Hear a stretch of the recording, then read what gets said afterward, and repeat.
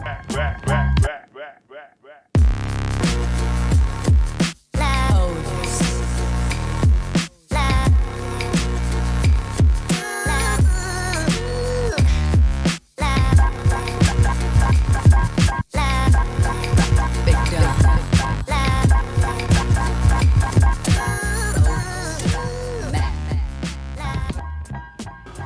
mi gente, hey guys, welcome to my channel Phlava. The Phlava today is Jordan Peterson calmly dismantling feminism in front of two feminists. Don't forget to like, comment, subscribe, and hit the notification bell for any future videos. So, without any further ado, let's take a look at Jordan Peterson calmly dismantling feminism in front of two feminists.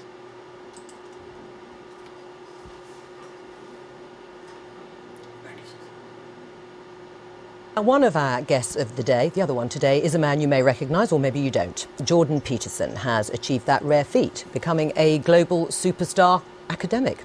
So how did he become so well known? He first came to national prominence in Canada in 2016 in a debate about new laws on gender identity. Bill C-16 made it an offence to refuse to call someone by their chosen gender pronoun.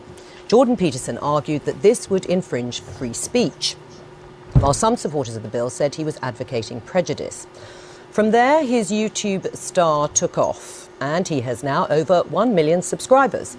And his videos, where he talks everything from identity politics, which we've touched on, to the Bible, to Disney movies, have been viewed over 150 million times. Gosh, that's about the same number of viewers we have on this programme. Last year, he supported ex-Google employee James Damore, who had been fired for suggesting men and women have different interests due to biological differences. And his latest book, 12 Rules for Life, has taken him on a global tour promoting his ideas. And just this week, he sold out the 1,000-seater Emmanuel Centre around the corner here in Westminster. So, Jordan, you've done endless interviews. You've been publicising your book, and they've generated plenty of heated debate. No, I actually sold out the Apollo. It had 5,000 seats. All right, stop boasting. I know, eh? Do you think, though, because of the heat that has been generated, that your views have been misrepresented at times? Oh, definitely, but that's, that's part and parcel of the process. I did take a very forceful stance, let's say, against some of the excesses of the radical left-wingers, and it's in their best interest to paint me as somehow a figure of the extreme right, because then I don't have to be contended with. But, I mean, it's easy for people's views to be oversimplified in a very large public debate. I mean, in terms of some of the issues, I mean, you say you've been painted as an extreme right-winger. No, some people have tried that. Not very successfully, but they've tried it. And you came to prominence in part over your opposition to this law that we just talked about in Canada, proposing the use of preferred pronouns for transgender people. Just for clarity. Mandating them. Yeah. Right. Saying that you should do it. No, but, that you had to do it. Right, you had to do it by law. But just for clarity, do you think a trans woman is a real woman? I don't really like the way those questions are formulated. Now, I don't know what that means. What do you mean a real woman? Well, I'm asking you, in your mind, it depends what you think a real woman is, but do you think a trans woman is a woman? No. Why not?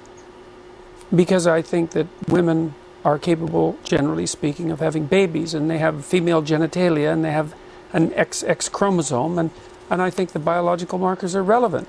Doesn't necessarily mean that I don't think that people should be treated with respect and dignity if they happen not to fit easily into a gender category. That's a different issue. Right. But it's a matter of definition. And I actually think it's a foolish argument in some sense. Because what do you mean by real? Well, I mean, you've just clarified that, though. You don't think that a trans woman is a woman. And do you think that that is what is behind or explains your opposition to this idea of a law mandating you to use a preferred pronoun, is because you don't actually believe that that's the truth, that a trans woman is a woman and therefore you can't use that pronoun? No, that's not my argument at all. Really? Yeah, really. My argument is that the government shouldn't compel voluntary speech. No, but I know what your argument is. And no, you've but made that's it very clearly.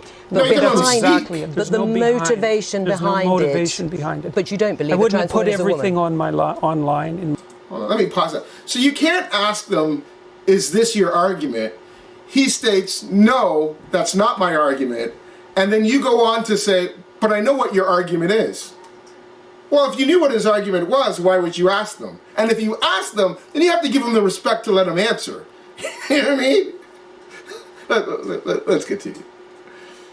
My life to take the stance I did, unless I had thought that through very deeply. And I've thought it through very deeply. There aren't hidden motivations that have to do with some arbitrary prejudice against trans people. Okay. It's pure and simply this. There's never been a time in English common law history where the government compelled speech, and the Canadian government dared to do that. And that was unacceptable. And they masked it with this show of compassion for the oppressed, and I don't buy it. Right, but you would, as I think you said, at an individual level, if somebody asked you, if somebody asked you to use a particular pronoun, you would do so. Well, I have. You have? Yes. Right, fine. Yes. Let's talk about feminism. Are you a feminist? No, not as it's currently defined, certainly not. No, well, in any other definition?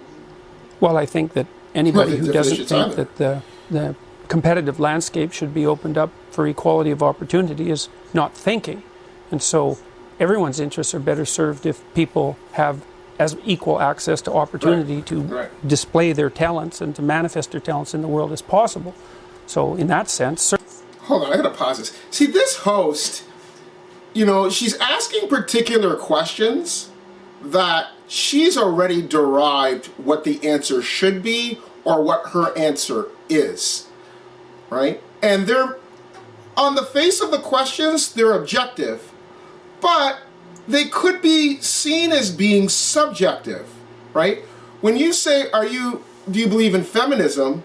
Well, feminism in accordance to him, he can speak to that. But that might not be feminism in accordance to her. So what she should really be saying is, in regards to feminism, and then have her definition, do you believe in that, right? Because he's speaking about equality in regards to feminism, and that's just not represents for feminism, but minorities and all of that nature, equal pay, so on and so forth, right? But that's an aspect of feminism. So when she's asking those types of questions, it's kind of like leading questions to sucker him in, right? And I'm glad that he's taken his time, because in reality, he needs to say, define what feminism is to you, and then I'll speak to whether I believe in that or not. Because what feminism speaks to her may not be what feminism is to him. And so when he answers, then she can just say, well, no, I don't believe it, and attack it, because to her, she believes feminism speaks defined in a different manner, right? So she's asking objective questions like, do you believe in feminism? But she has her own definition. So she's kind of suckering him in, and I'm glad he's taking the time to cipher through that before getting caught, because she's trying to catch him. Certainly. Just continue. But feminism now, and this is why it's so deeply unpopular, a very small minority of women in the UK identify as feminists. And the reason for that is it's primarily become an ideological weapon.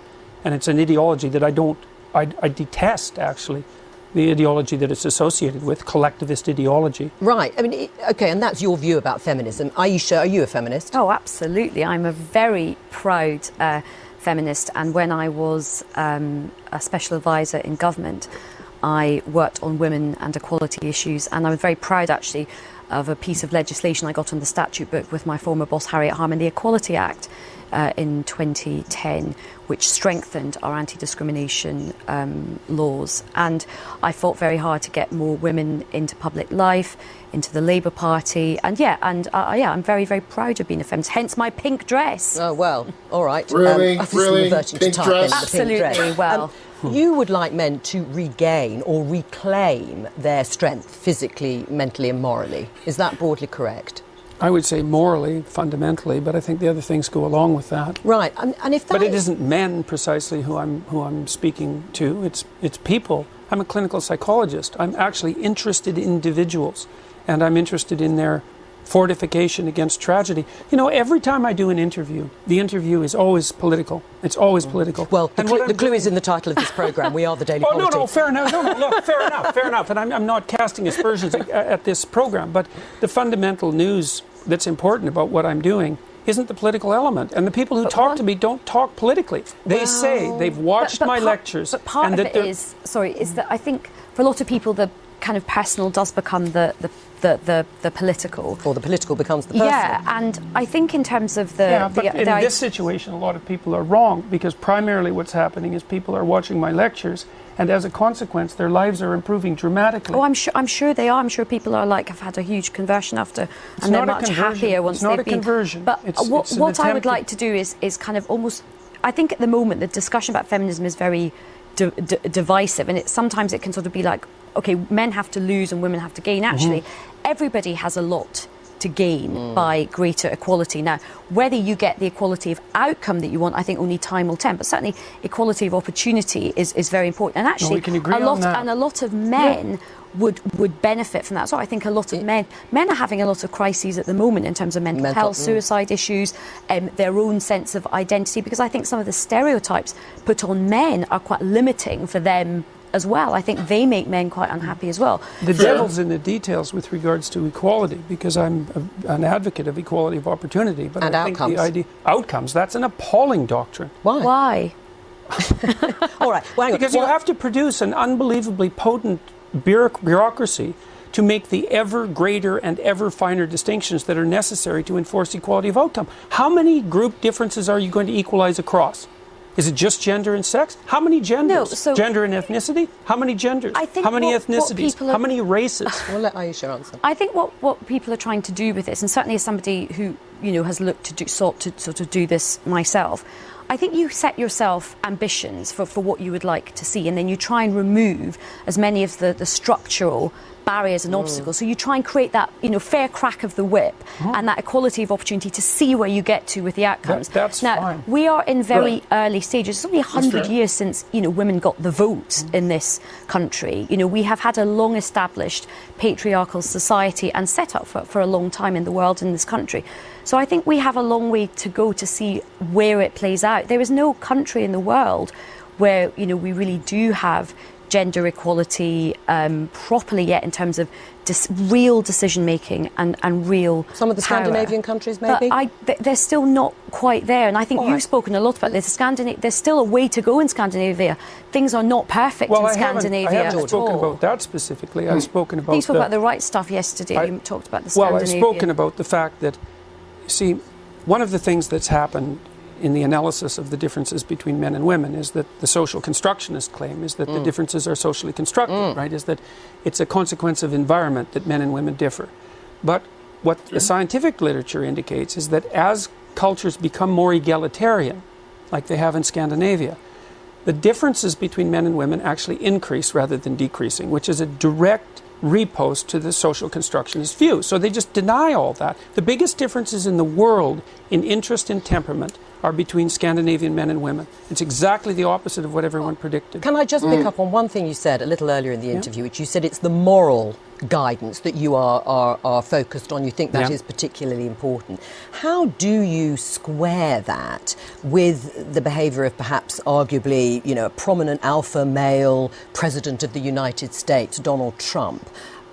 When his behaviour, he is accused of having an affair with a porn star when his wife was pregnant. How does that fit with morally reclaiming? I would say that was rather clearly immoral. Right. Yeah, but you would not to be a target for emulation. But you still would have voted for him over Hillary Clinton as an identity politics. It's just how none do of that you was on the table, and I said I might have voted for him on a whim. That's but you also did say you started out feeling quite close to Hillary Clinton. Can I just come on the very quickly, because we've got to move on. In a way, I don't care what Trump does in terms of his private life, but what I don't have is him stopping or potentially stopping other women having agency over their reproductive rights, and lots of men taking those decisions. It's all about where the moral outrage lies, and what's more morally outrageous in people's eyes. Is it his behaviour or the identity politics for you on the... Anyway... very good points, and he says a lot of the times when he's speaking, it goes political. Now, that's the type of program that they're on, but he's not a particular fan in how it deciphers. It was an interesting topic when they started talking about Trump, and he said he thought he possibly may have wanted to vote for him. Yeesh, that's just... egotistic. I mean, that's just a path in and of itself. But having said that, I appreciate, it's kind of like it was like a tag team, right? They're tag teaming him. And as I was saying earlier, you do have to be careful in how they're phrasing the question, right? And how they're looking for you to answer, to then respond to that answer. So I appreciate that he didn't just dive in, right? And he tried to really, have clarity and explanation before answering. Anyway, I hope you enjoyed it. I might even speak a little bit more on Jordan Peterson, but we'll see. Don't forget to like, comment, subscribe, and hit the notification bell for any future videos. Until next time, deuces.